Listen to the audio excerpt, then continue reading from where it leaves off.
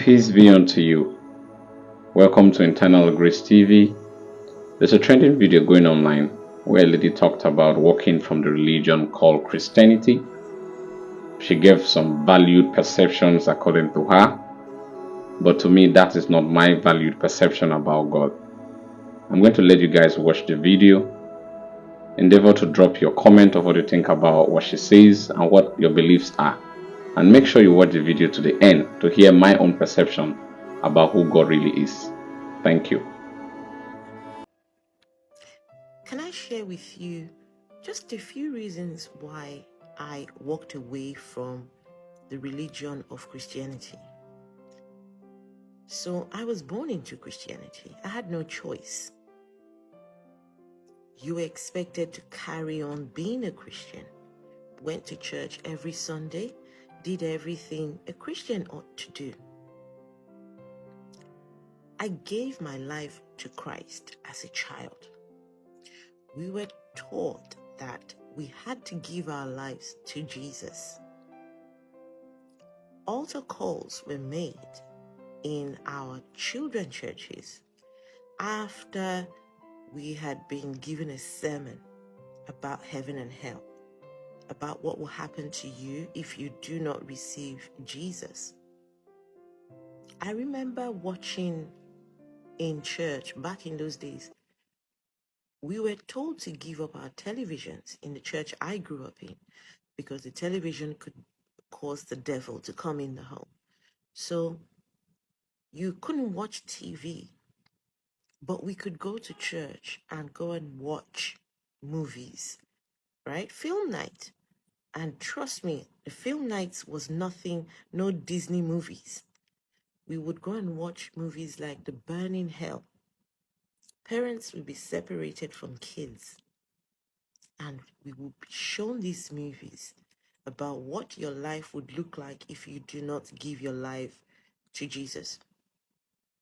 And after you're done watching this very scary place, they frighten you and then do an altar call and tell you, come and give your life to Jesus.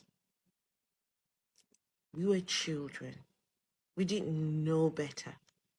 We didn't know we were none the wiser.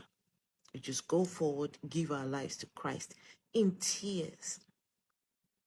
I remember giving my life to Jesus as a child in tears. Now I'm expected to carry on being a Christian until my child came to me and said, I do not want to be a Christian. And when I asked him, why not? He said he heard about how barbaric the death of Jesus was, and he didn't want to identify with that. And I looked at him, and really and truly, he had a point. Why did Jesus, the Savior of the world, have to die in such a horrific manner? If he was God, why would he need to be killed in that manner? Right? And so I started questioning. If children are innocent, why are we teaching this to children?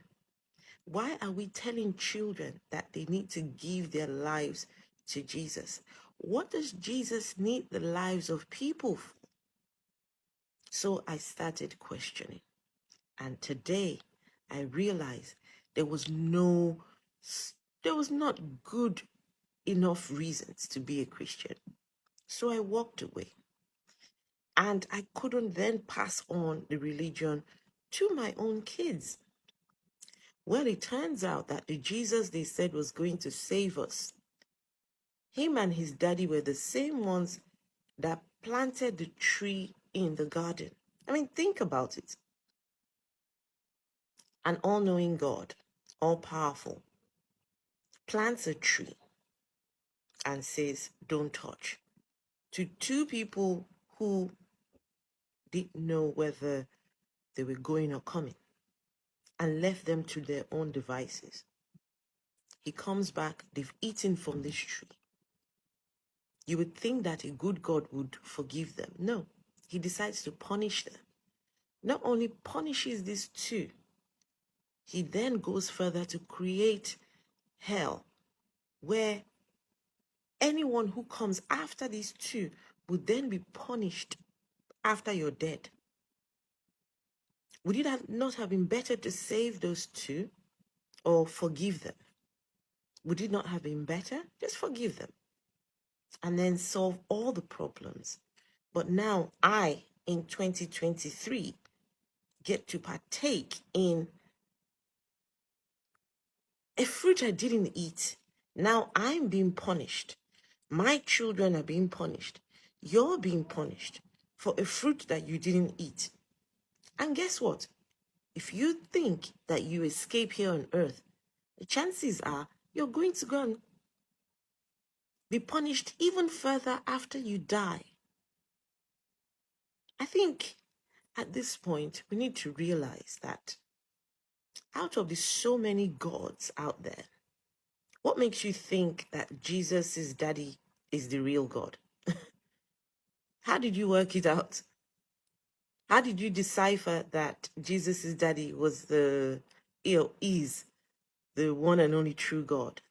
How did you work it out? Until you work it out, stop teaching it to kids.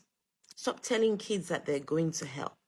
Stop telling kids that it's child abuse for you to teach something that you know nothing about. And what even frustrates me when I think about it now, I was traumatized as a child, made to give my life to Jesus in tears after being shown places, this hell place where you'll be burned forever and ever. Well, guess what? It turns out the person who told the story of creation, Moses, he wasn't even there at the point of creation. Moses, where was Moses when he wrote the story? He wasn't even born when the story supposedly happened. So it's either Moses lied or he made it up. So no, I'm in the business of waking you up, waking people up. Start asking questions before you wait on, even if you must give your children the religion of Christianity or any religion, wait until they are adults. Giving or indoctrinating children into a religion that you are not sure of, whether you've got the right religion or not, can pass as indoctrination and abuse. So we can do better as people, right? Let's do better. Let's be better. And thankfully, my child was 9 years old. He didn't want to identify with a God that thinks it's okay to kill his own child in order to save humanity. It makes no sense. I'm thankful to my son and to myself for doing the hard work and figuring out that this religion ain't it at all.